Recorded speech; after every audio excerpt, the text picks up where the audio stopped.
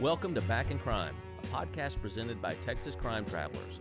I'm Stewart Fillmore, retired FBI agent. And I'm Todd Hiles, retired Secret Service agent. In this podcast, we cover cases we worked and some we wish we had. As lifelong street agents, we were where the rubber met the road. While the big guys were doing press conferences, we were interviewing the criminals. And because of that, we can take you inside these cases and under the crime scene tape. This is Back in Crime. Welcome, everybody, to Season 2 of the Back in Crime podcast. I can't believe we've made it to Season 2. Wow, we are no longer rookies. We are pros. I think Joe Rogan needs to watch out, right? Yeah, move over, Joe. Hey, what do you have for us today, Stewart? Today, we're starting off a 3-part series on the John F. Kennedy assassination. And we've delved into this before. We've done a couple of podcasts. We've done some TikTok videos on the Kennedy assassination. Right. I mean, people are interested in this. Let's face it. It is a fascinating case. No matter which side of the debate regarding a conspiracy you fall on, it's a fascinating case. It's something I've looked into personally myself out of my own interest. And this, what you're going to present is stuff that you have uncovered. Personally, have investigated it and uncovered this. Yes, and this is original stuff. This is stuff that has not been previously discovered. First time hearing this. First time hearing it. I think this is blockbuster stuff.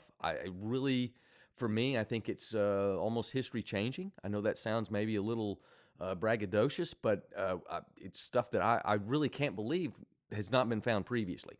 So that's really incredible stuff we have coming up, and we're getting in that today. But first, breaking news. Yes. Just a few days ago, President Trump signs an executive order to release classified files on JFK. Yeah, I mean, the timing on this, couldn't be better. It's incredible. I think I've actually looked into this executive order that President Trump signed. It's not quite that's maybe a little simplistic to say that, hey, they're going to be released. That is the order, but there's a little nuance to it. Effectively, what the order does is commands the Director of National Intelligence to come up with a plan to release the files within 15 days. And we're talking about 14,000 pages of files. I'm not a big fan of anything being classified, honestly. You know, you and I, as retired federal agents, you were in the Secret Service, I was in the FBI. I understand a reason for an ongoing investigation that is not, something that is publicly released. Right. And we hear that all the time. In the middle of an investigation, their comments are pending the ending of the investigation. Sure. Yeah. So while an investigation is going on, no one's going to tell you what's going on. That's right. And there are valid reasons for that. Right. Although I think in some cases, even that has been maybe a little abused. Okay. Right. But there are valid reasons that during an ongoing investigation that things are not released publicly. Right. Okay, fine. That's great. And I have no argument with that. And this JFK investigation's been over for 61 years. 61 years. There is absolutely no justification, especially considering the controversy that has stemmed from this. There's no justification for it whatsoever. And we don't know really why in the first place it was classified. Yeah. Now, again, maybe it's not FBI files that are classified. Maybe it's CIA files that are classified. Well, it's both. And again, maybe the CIA got information from a foreign intelligence service, and we can't break our relationship with them. Yeah.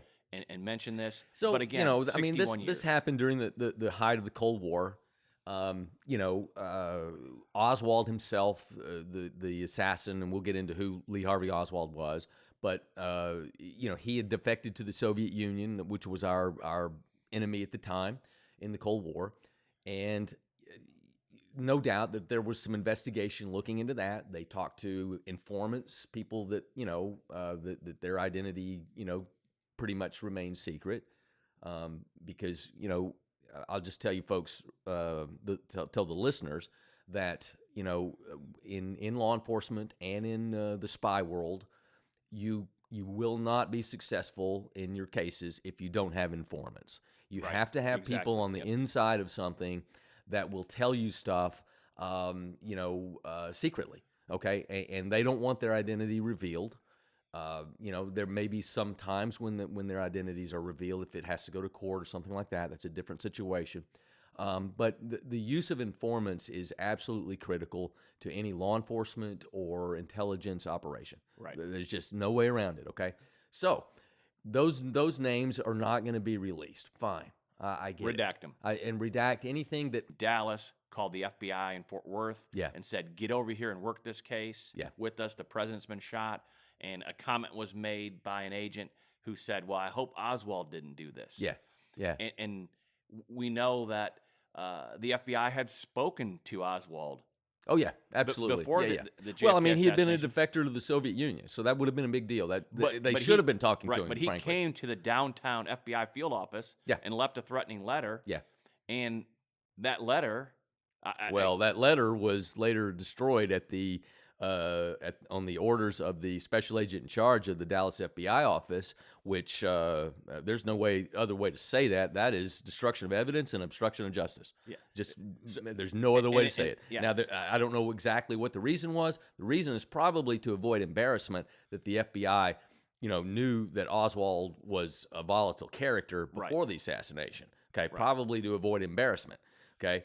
Maybe there wasn't anything sinister to it, but the fact remains that is a destruction of evidence. And it goes back to my very first question. Why was this stuff classified to begin with? Exactly. And just personally, a little burr that's under my saddle about this thing is, and you probably feel the same way, any case, any investigation that I worked, that I was the case agent on, okay, once that case was finished, and that is that once the person that we did the investigation on was convicted in court and was sentenced, that case is done. That investigation is over. That case file is closed, and now that whole investigation, anything that was done, is subject to the Freedom of Information Act. Right. Right. That's great. I love that. And the public because can get a copy of it I have and read nothing to hide. Anything that I ever did, I think is I'm proud of it, and I think it should be seen. Now again, personal identification, social security numbers, those kind of things. Redact them. Right. But as far as the substance and the context and the content of the investigation, put it all out there. And so why, just on a, let's say a public corruption case of a local sheriff. 23. Yeah. And that's the first bombing of a U.S. commercial flight. Yeah. And this investigation was conducted in the early 1930s. Yeah. And that case, for over 80 years, was classified. Yeah.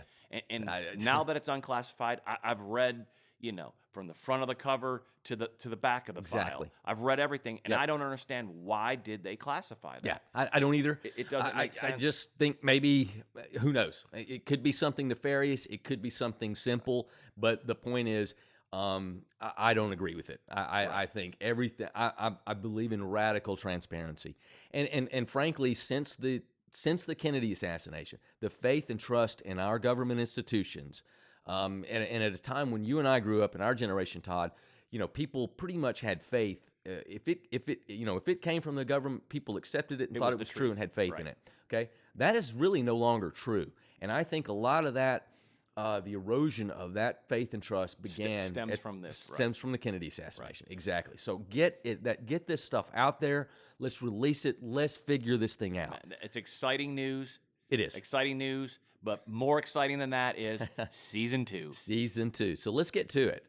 So like we mentioned, this is part of a 3-part, or this episode is a part of a 3-part series we're going to do on the Kennedy assassination. Now, this is going to focus mainly on ballistic and forensic evidence. For our listeners, don't forget that this is a 3-part series. Make sure you come back for episodes 2 and 3. Oh yeah, I mean, you trust me, they're going to come back. This is explosive stuff. So let's get into this. Hey guys, I just want to let you know this episode is going to contain some very graphic descriptions, some very graphic details about forensic evidence that is necessary to tell the story, but I wanted to let our more sensitive listeners know that there may be some things that are upsetting due to its graphic nature. So Please just be warned about that, but there's just no other way to tell this story. We're also going to be describing a lot of images, and since this podcast is just audio, we wanted to put the images out so that you guys can view them and follow them along if you'd like. We've posted the images in order on our Substack. It's free to view, so the link to our Substack is in our link tree as well as in the description of this episode, so check that out. We've also posted the entire 60-page report there if you want to see it in full, and in this series is some original research that I think very credibly points to the presence of a second shooter in Dealey Plaza that day. And when you say original evidence, this is an investigation really conducted by you over the last year. Yeah, and well, I've consulted heavily with you. You know I've run this stuff by you because one of the things you want to do as an investigator is maintain objectivity. You know, I don't want to get what's called a confirmation, but I've found I've really tried to, as I go along, to present, to talk to you about this and some other of our peers, to make sure that, hey, am I seeing what I think I'm seeing?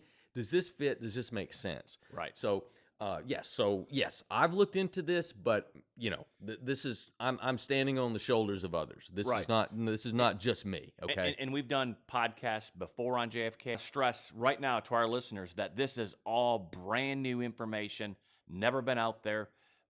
It's the first time a lot of this is ever going to be talked about. Yes. Well, there's two specific things, two specific pieces of evidence that I'm calling it, that have never been seen before publicly, that I believe I'm the first one to have found. Others have gone down the same path that I have and followed the same logic that I did, but they just didn't quite go as far enough. So I went that extra step. Not that I'm anything special. Right, but I you just kept going. And you uncovered something in that extra step. Exactly. But before we go any further, let's point out that this assassination is 61 years old. Yeah, exactly. Yeah. And for the most part, there's this ongoing debate was, did Lee Harvey Oswald act alone? Yeah. And was there a conspiracy I mean, that's it. Was he the lone shooter or not? Yeah. And the thing is that I think is frustrating is, I think, people of good faith can debate on any number of topics, and it doesn't mean that because I take one stance of a debate and you take another, that your viewpoint is any less valid than mine. Right. It's just the nature of our world, an imperfect world, where we all take different stances on things and we discuss these things. Right. But the Kennedy assassination has taken on a very combative debate, if you will, because it uses the word conspiracy. And that's what it boils down to. Right. Is the word conspiracy theorist has become really a pejorative term, to diminish, to really question someone's credibility, if they dare to say, is there a conspiracy in this, or oh, well, that's just a conspiracy theory, and that's just meant to shut it down right there. As soon as you say those words, exactly, then the debate is over. Right. And no one wants to hear anything more else. Because you're a kook. You're probably meeting Elvis and Marilyn Monroe later today. Exactly. I mean, that's clearly what's implied when someone says you're a conspiracy theorist. Okay? Exactly.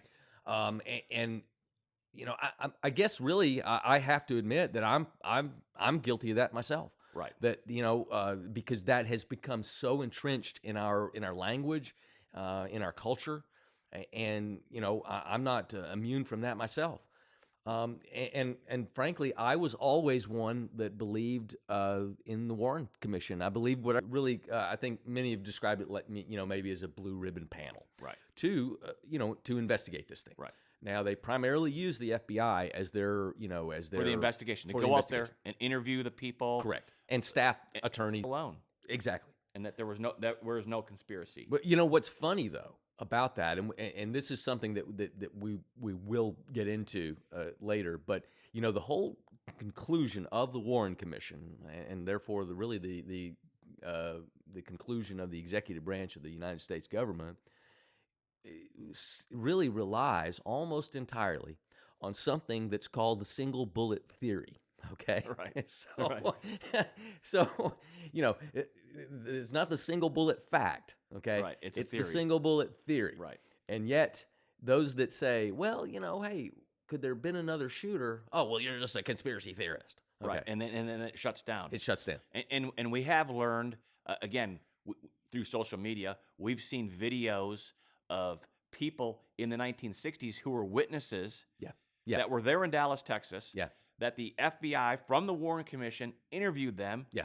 took their statement. Yet those people were not brought in front of the Warren Commission That's to absolutely testify. true. Yeah, there were a lot of people that gave whatever their observations were. Many people were not did not make it into the Warren It's Commission report. possible that their witness accounts of what they saw conflicted Yeah. to what the Warren Commission wanted the results to Well, I be. can tell you absolutely that there are many of those out there that what they saw and observed did conflict with what I'll call it the narrative, what the narrative of the Warren Commission was. Right. But even more interesting, Todd, is so the Warren Commission was in 1964. Fast forward 10 years, and then you have something called the Watergate scandal. Okay, now that's not, although some people think that there might be a connection between those two. Right. I'm going to assume that there wasn't. Okay, Right. and for purposes of what I'm describing, just consider that the Watergate was an unrelated scandal. Okay, that came along in the 1970s as part of the Nixon administration, which itself was also a conspiracy. Okay, but after the Watergate scandal, many people began questioning, our government institutions. And so there were several investigative panels that looked into Watergate. And as a result of that, and there was something called the Church Committee, which found really some egregious violations by the FBI, by the CIA, the IRS. And so as a result of some of these investigations like the Church Committee, there was another congressional committee formed in 1976 called the House Select Committee on Assassinations. And it looked into the JFK, it also looked into the Martin Luther King assassination. Right. And again, they're looking for the truth. Presumably, one would hope. Right. Yeah, one exactly. certainly would hope. And at the time, I don't think there would have any doubt by most people that this is hey, they're serious and they're looking in for the truth. Now, what's interesting about it's called the HSCA, the House Select Committee on Assassinations, is when they concluded in 1979, and they wrote a final report like the Warren Commission report. But guess what? They found that there was, quote, a probability that President Kennedy was assassinated as a result of a conspiracy. Now, that stems from some acoustical analysis they did of a Dallas police radio recording that supposedly found 4 shots. Okay. All right.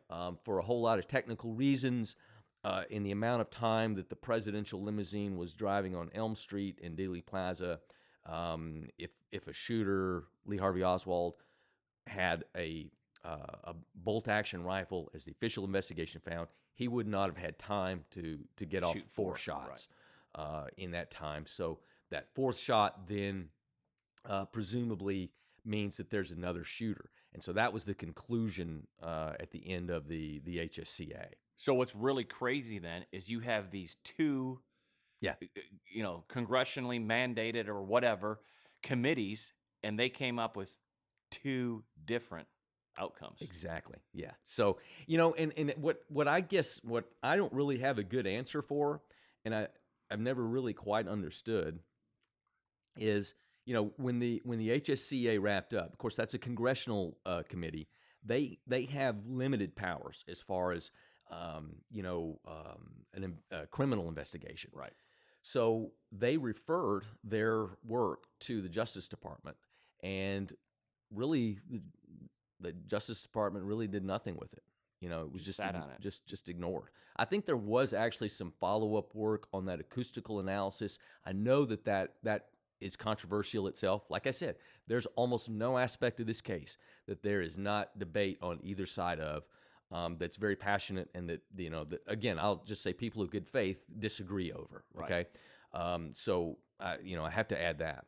But for my own personal history on this thing, I think you and our producer have bandied around the term that I'm an expert on this.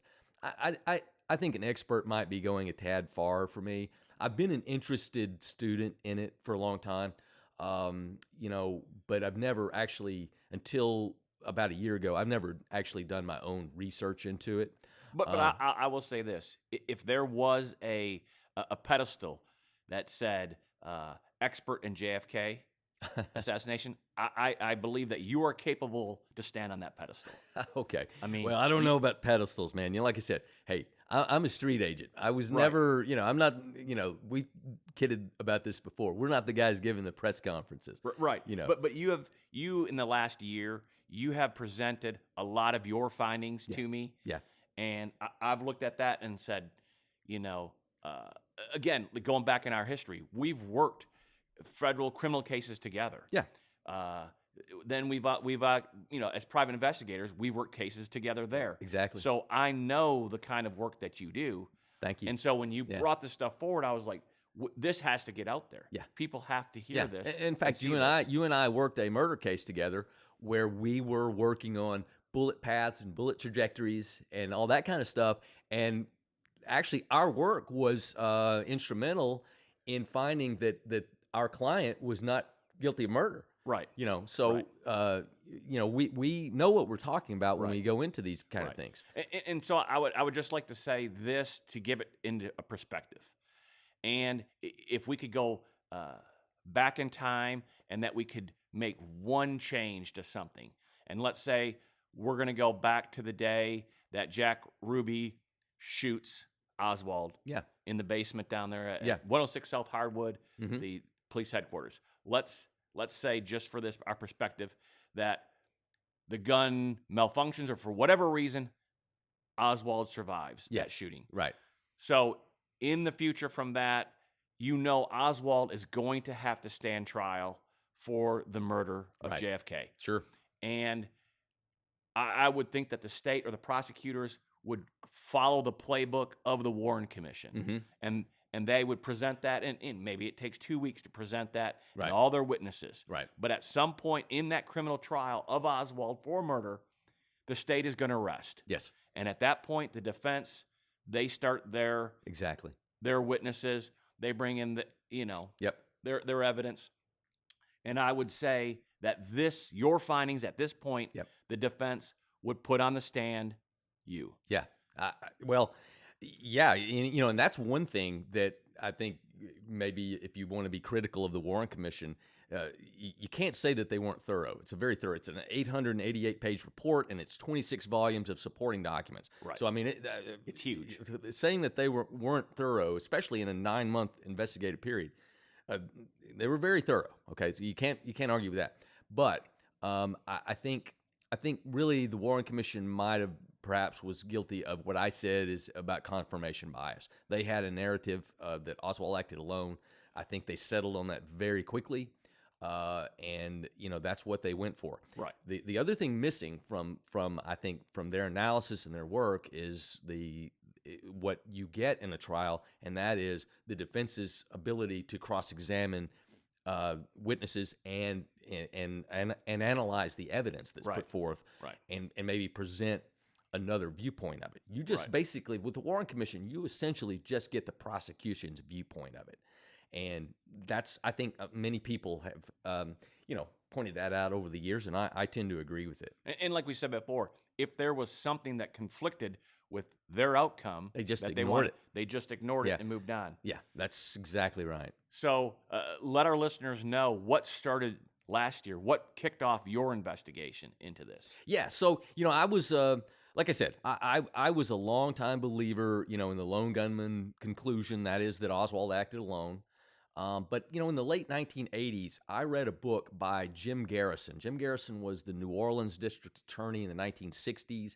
And interestingly enough, he brought the only prosecution against anybody for the murder of President Kennedy in a trial in New Orleans that was in 1969 of Clay Shaw. And so Garrison wrote a book about if you read Garrison's book, many people, again, just dismiss him, Right. as a kook and a conspiracy theorist. But if you really read it, there are some interesting and compelling and funky things that were going on in New Orleans. Okay, and that kind of at that time actually kind of got me to thinking, about what else, maybe there is more to this story or not. But then after that, just a few years after that, in 1992.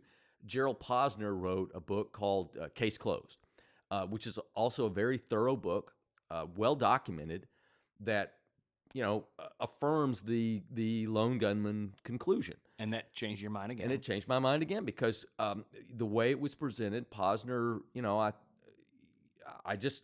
let me put it this way, I just bought it, okay, Right.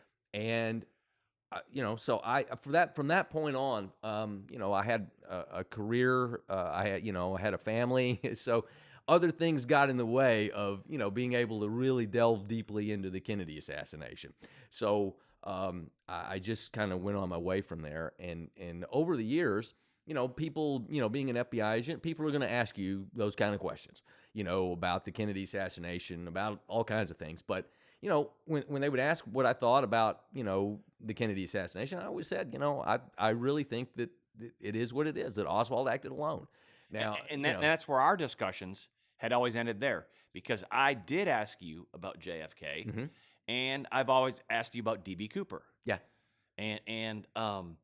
But then now I know last year or 2 years ago, something Yeah. that you saw changed. Yeah, so it was just a TV documentary on Paramount that was called JFK: What the Doctor Saw. It was in the fall of 2023, so just a little over a year ago.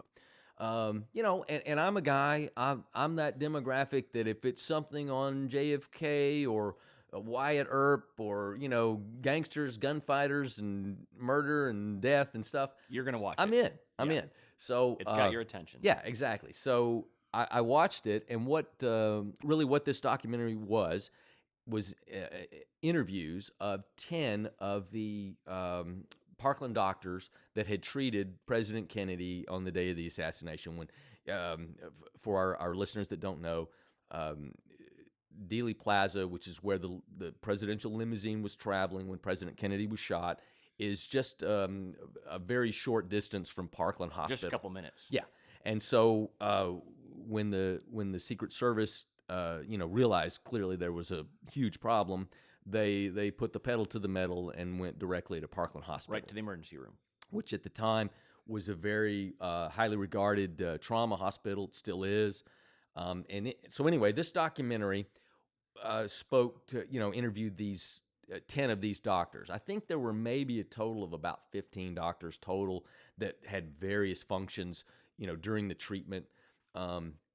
But the most prominent one in this documentary that I saw was Dr. Robert McClellan, who had actually stood right over JFK's head. So he stood right there.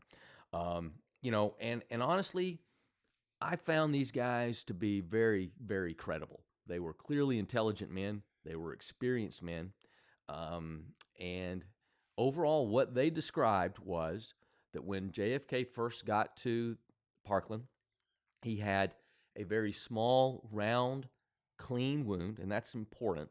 Okay, that description is important.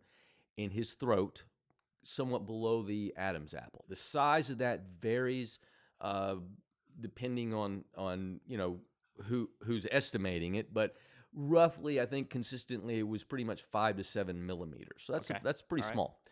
And then the other wound that was described was that there was a gaping hole in the right rear portion of the president's head. Okay, that's known. That portion of the skull is known as the occipital area of the skull.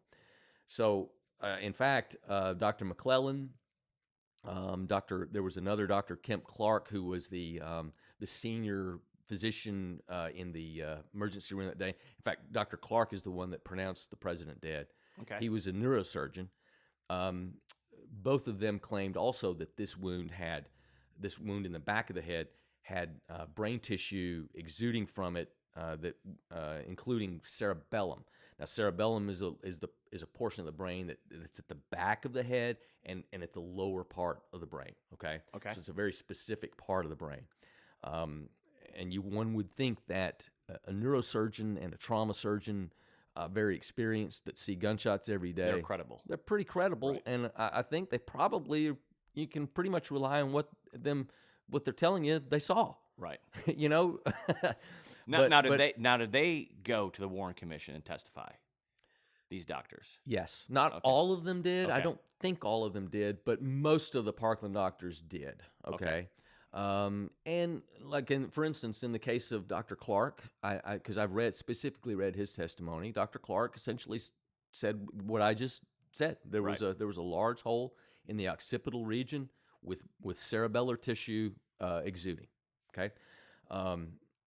So again, I would think a neurosurgeon would know what cerebellar tissue looks like. Right. And so again, I found this very compelling. But what you have to conclude from that, which you've already did, because I had the same reaction, is, well, those are consistent with shots coming from the front. Right. And not the rear. So disregarding what I already knew, that the official conclusion is there's a shot from the back, and that there's also another controversy about what's called the grassy knoll. We'll get into that. Right. But it just occurred to me that, well, if there was a shot from the front, as these credible men are saying and describing, where would it have come from? And that's as simple as that sounds. That's what started me on my path into looking into this. Because we know at the time that Oswald is behind, right? He's Correct. up on the 6th floor. Yes. He is behind. And we are gonna for those that are listening, that are dedicated listeners, we're gonna describe this as best we can, for listeners. But we're also gonna have this story without getting into these technical details. So just watch for the graphics and Because you actually have this set up as like exhibits. Exactly. They can see what you're talking about. Todd, I work this as if I work this as an investigator, not as a reader of history. Right. Okay. That a film, really the entire thing, as the car came from Houston Street all the way down Elm Street. Abraham Zapruder filmed that limousine going down, and in doing so, he captured President Kennedy getting shot. And unfortunately, it's a very gruesome thing to see, but in frame 313 of the Zapruder film, you see President Kennedy's head explode, Right. From a rifle shot. But as devastating as that wound was, by the time that they got to Parkland Hospital, President Kennedy was still alive. Okay. He had what was described as agonal breathing, which is someone that is near death. Right. And I think some other doctors described him as moribund, which is a medical term meaning near death. Okay. But nonetheless, he's still alive. So to assist with his breathing, Dr. Malcolm Perry decided to do a tracheostomy, which is basically just, you put a tube down someone's throat so that, to assist their breathing. Right. And as it turned out, where this wound was on the president's throat, in the midline of his throat, just below the Adam's apple, was almost the perfect location for where a tracheostomy incision is done. So Dr. Perry just utilized that wound to begin, to do the tracheostomy. And in doing so, obviously, he expanded that wound with the incision. But he observed, as he's doing this, he observed some specific damage in that area of the throat. One being that, again, this small, clean hole that's about 5 to 7 millimeters, and that there was also a laceration to the trachea, the windpipe, that was on the right side of the trachea at about the third tracheal ring. So that gives us a specific area where that happened, and so that'll allow us later on. It's going to be important later on, and then along that same what we'll call a wound path. So from the middle of the throat to the right side of the trachea, the windpipe, the bullet appears to be going that way, right? Then there's some bruising of the muscles that are along the neck, called the strap muscles. And then later on, the autopsy found that there was some bruising at the top of the lung. And I didn't know this until I looked into this case, Todd, but our lungs actually go up the top of our lungs actually go higher than our collarbones. Okay. So if you touch just at your collarbone there, that's actually the top of your lung right there. Okay. Okay. So there was a bruise along the top of the right lung. Okay.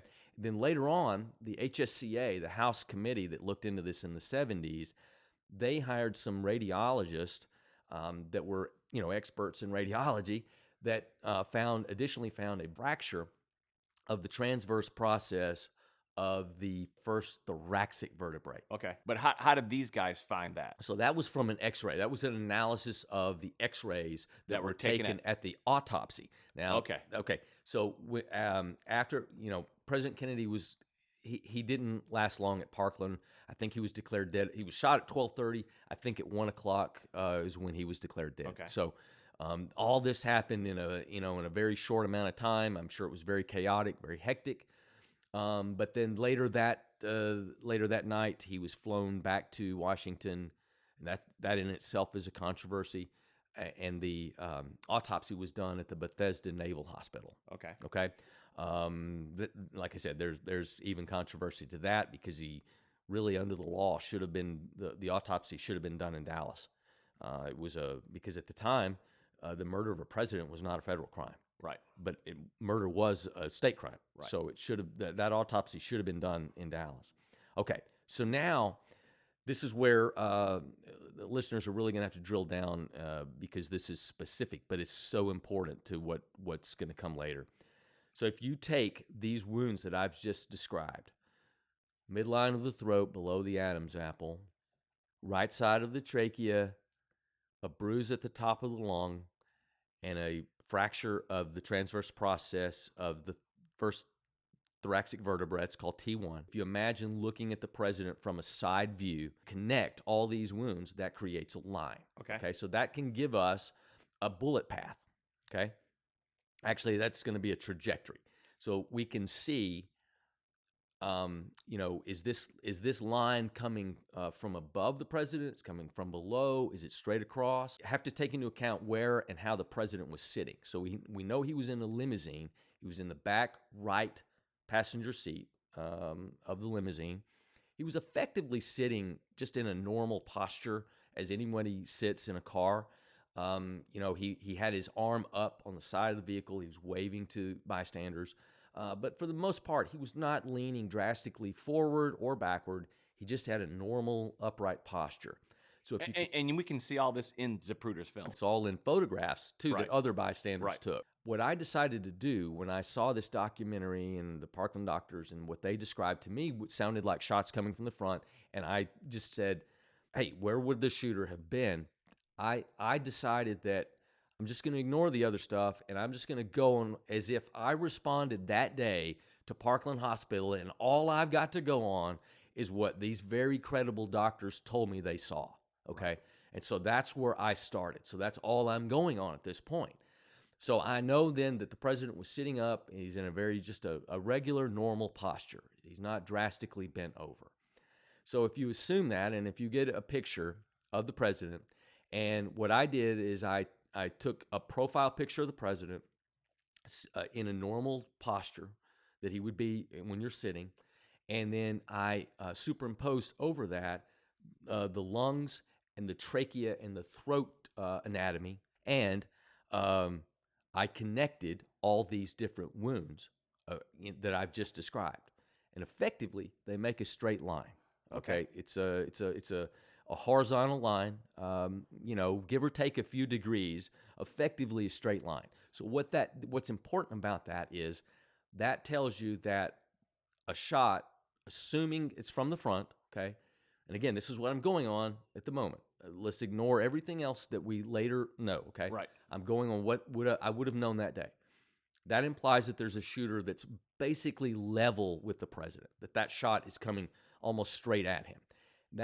And what's important, earlier I said about that the initial description was it's a small, clean, round wound, is that corroborates a shot that is coming effectively straight at the president. It's not coming at an angle above or below. Right. Gunshot entry wounds, when they strike human skin, human tissue, they obviously bullets are way smaller than I think people realize. So on entry, a gunshot makes a relatively small hole, okay? But in doing that, it tears the skin around the edges of where that tear is, can tell a lot about where the shooter is. Or the direction of travel.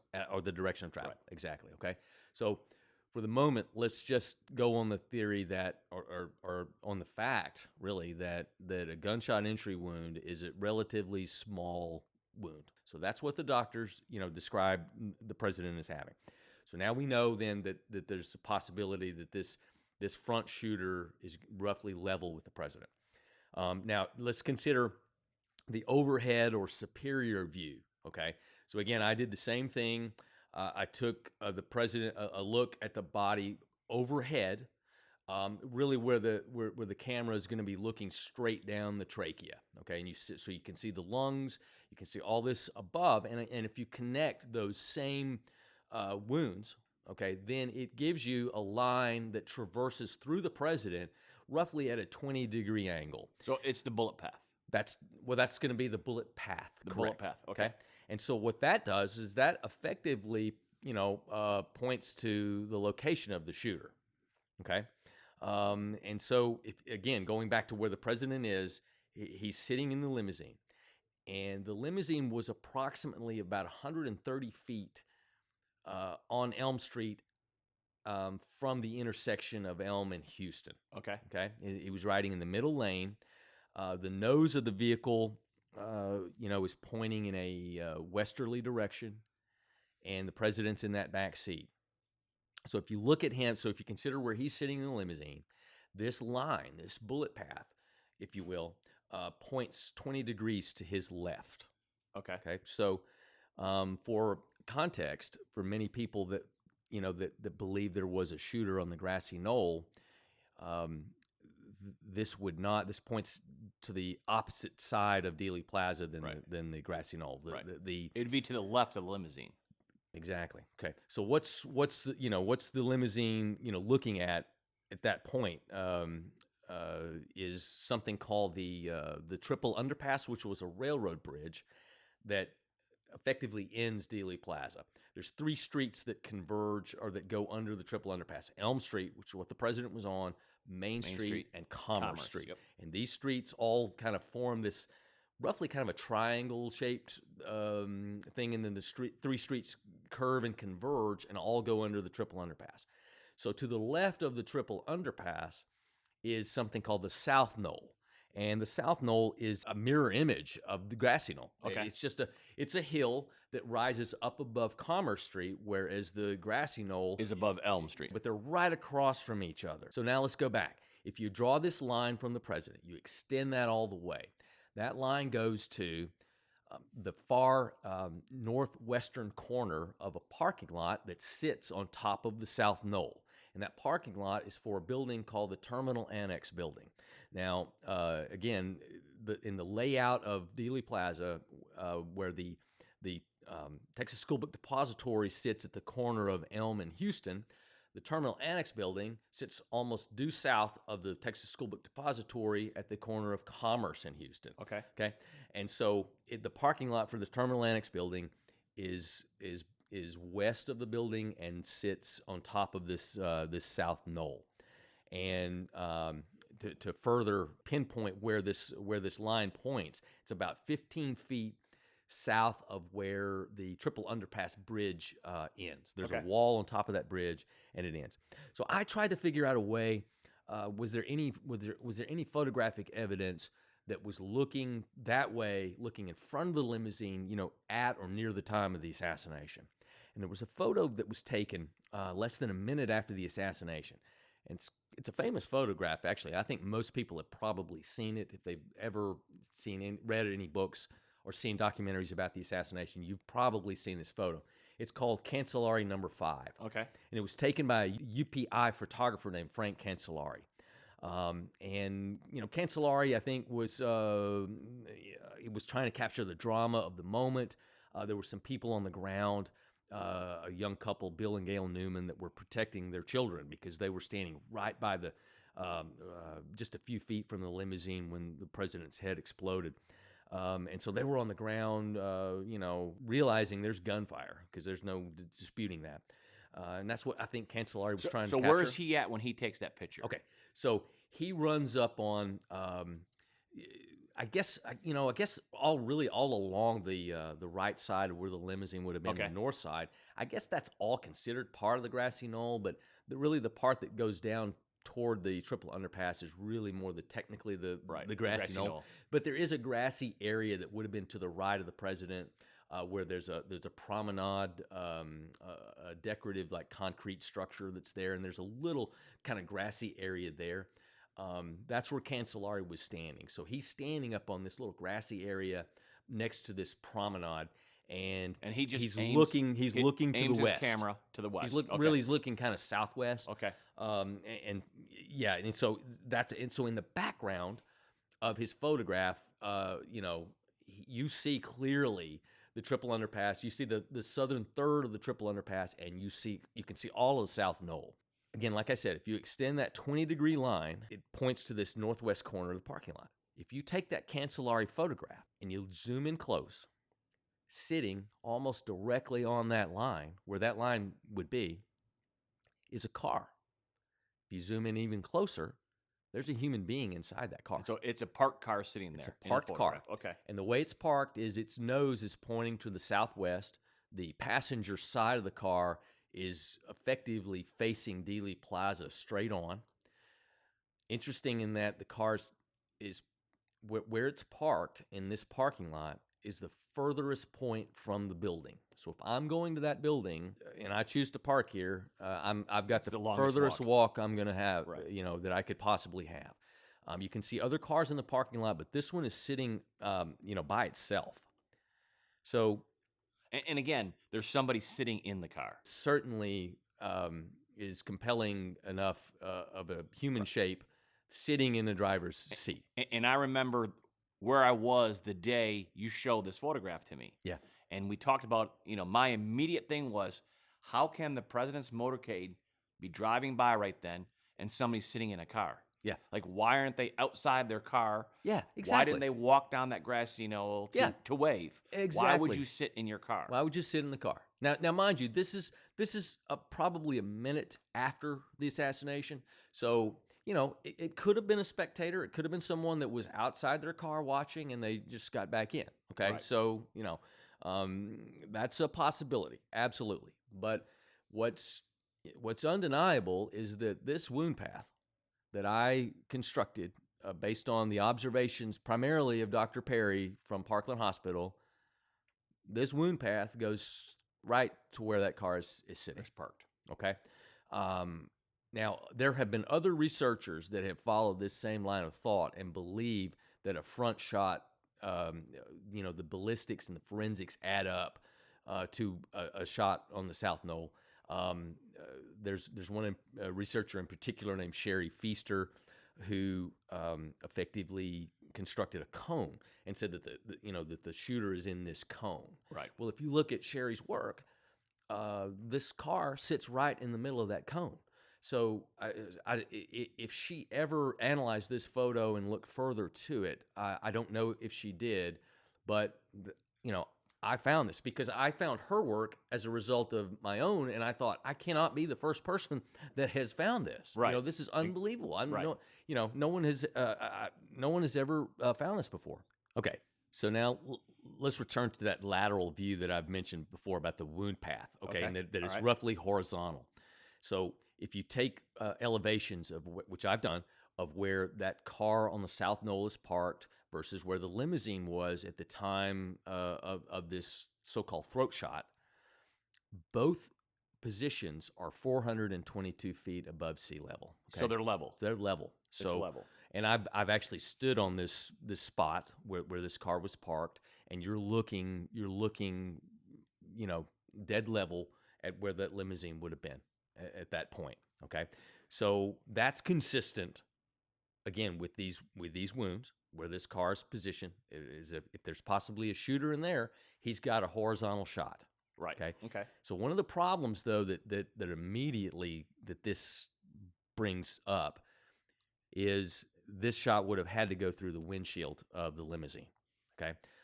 Again, I've stood on that spot. I've waited for a car to come through on Elm Street in that exact position where the limousine was, and you can clearly see that the line of sight goes. You can see right in the back seat. So if I have a scope on a rifle, I can get a shot to that person in the back seat. Right. But again, it's no coming problem. through the windshield. It's got to go through the windshield.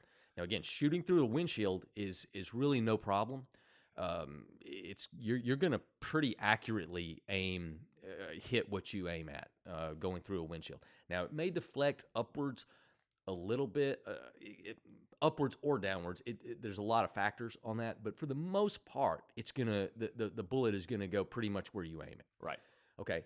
The issue becomes that a bullet, when it hits a hard surface like a windshield, a typical rifle bullet, which is, has a lead core with a copper jacket on it, is going to fragment or tumble when it hits something like that. So again, let's return to that wound that was described as small, clean, and round. That's typical of a gunshot entry wound. Now, if a bullet is tumbling, it's going to make maybe an oval shaped or maybe an even oblong. A bullet could, in theory, hit you side on if it's tumbling, if it's yawing enough. Okay, and so it's going to make an irregular shaped wound. If a bullet fragments, it's going to make more of a tearing presence to the wound. The edges of the wound won't be so clean. Okay? Right, won't be that clean. So circle. This is the dilemma here is you have effectively a clean entry wound from a non-tumbling bullet, non-fragmenting bullet, but it has to go through a windshield. So, could it be a special type of bullet? Yeah. Could it be just a normal bullet that didn't fragment and didn't tumble? Absolutely. Right. Exactly. Because, there's an old saying, I'm sure you've heard it, in law enforcement, that bullets do crazy things. Exactly. And they do. There's no question about it. I'm just saying what's typical. I would expect that bullet to tumble or fragment. But again, staying consistent with what the Parkland doctors observed and what those wounds describe, this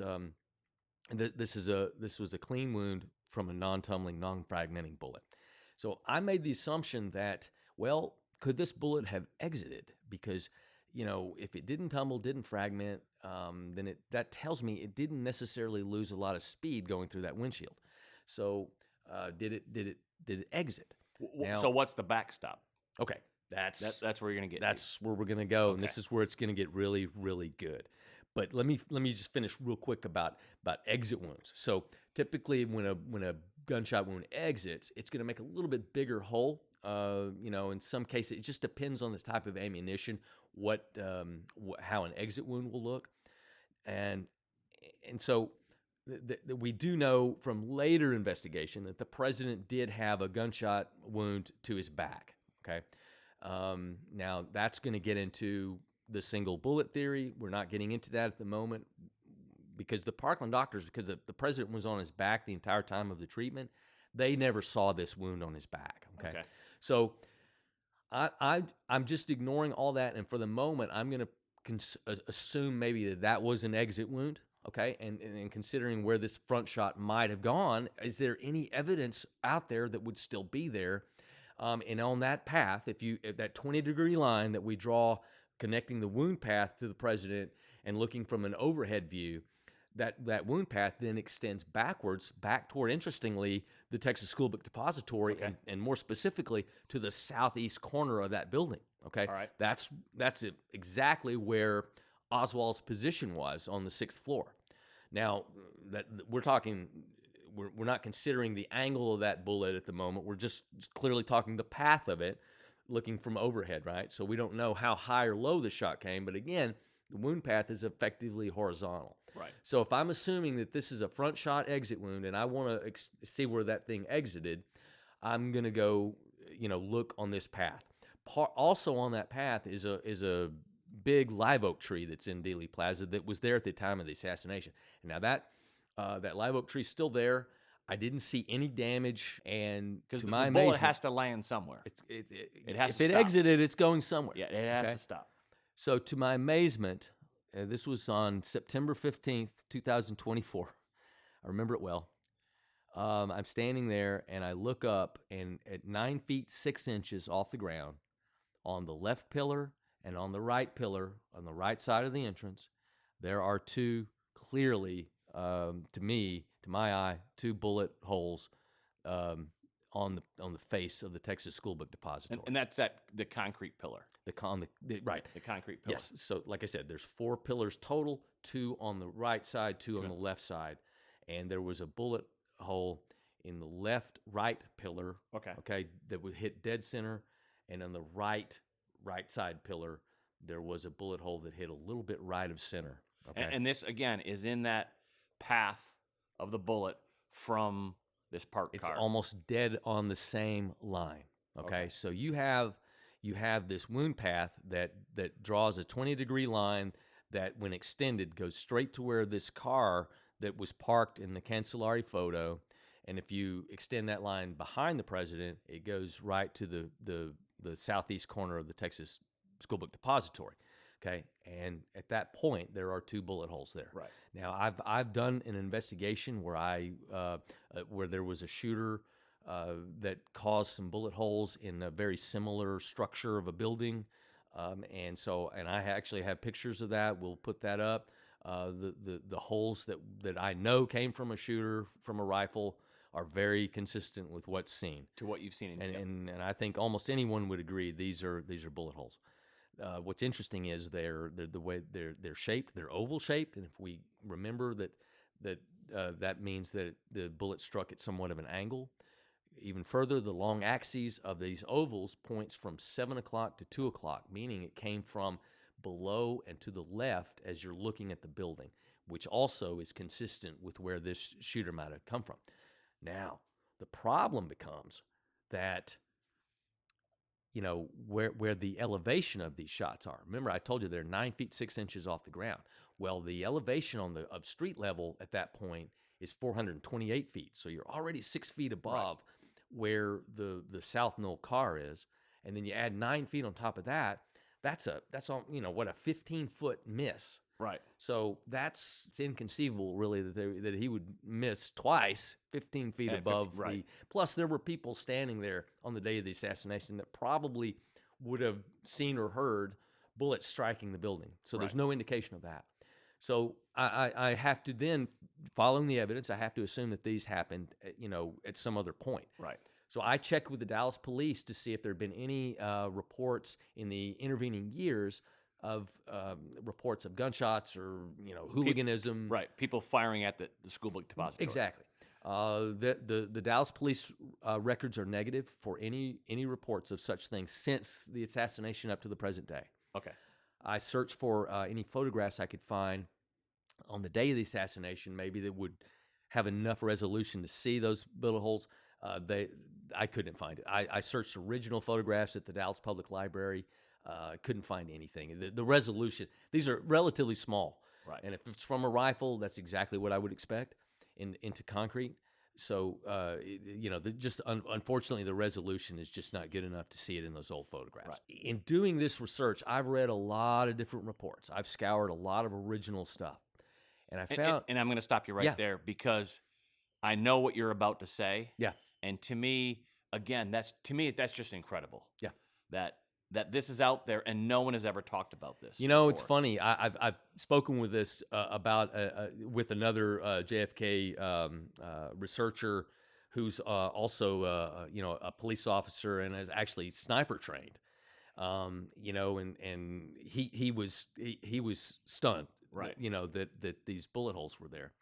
And, he was talking about an investigation that he was involved in where, they were looking for a fugitive, and, everyone's kind of looking around, and they couldn't find the guy. But if you just look up, the guy was in the tree, So sometimes, we, just as humans, we just don't necessarily look above. We just don't notice things that are there. And again, these holes are tiny. They're small. They're, a rifle bullet itself is a relatively small thing. So during my research, I found an original report, an FBI report, that documented some information that the FBI had received from the Dallas Police Department. And what was the date of that FBI report? Yeah, so the FBI report was November 27th, 1963. That's 5 days before, 5 days after the assassination. But the information that they were documenting, that the FBI was documenting from the Dallas police, had occurred on November 20th, 2 days before. 2 days before. Okay. And so what the Dallas police said is they had observed two men, quote, near the scene of the assassination, near where the president was killed, sighting in a rifle, and that they were in the vicinity of these men was an old model car. Okay. Now, I don't know, we'll get into further about what I think maybe this car was. Okay. But what I think maybe what might explain these bullet holes is if you had someone that was going to take out the president, that is a very serious endeavor that I think if you're going to do it, you're gonna make sure that everything is working properly. Right. To include sighting in your rifle. And what better place, although it is risky, what better place to sight your rifle in than the exact spot where you're going to be using it. You're going to use it. Exactly. And I think also that would also allow to assess how loud it's going to be, what the sounds are going to do, and that kind of thing. Right. So we're gonna end it there. We've got a lot more to go on this thing. We're going to consider next, as we mentioned earlier, that when you see the president's head explode, we're going to take a second look at maybe where those bullets came from, or I say bullets, where the bullet or bullets came from that caused that headshot, because I think it's going to be a little different than what most people understand. And that's coming in part 2. That's coming in part 2. So check back in with us, guys. This is important stuff. And as always, everyone, thank you for listening. And if you've got any comments, questions, feel free to reach out to us. Please, absolutely. We want feedback on this thing. One of the things I mentioned earlier, I want to make sure that I'm being objective and that I'm following this properly, and that I don't want to make any mistakes. Now, I know there's controversy on this. This stuff is unique, and it's very hard to explain. Hey, if you enjoyed this episode, please share with your friends. This has been the Back in Crime podcast presented by Texas Crime Travelers Todd Hiles and Stewart Fillmore. We are the executive producers. Grace Hiles is the producer and director. Theme music composed by Eddie Bandas. Follow us on TikTok, Instagram, Facebook, and our YouTube channel at Texas Crime Travelers.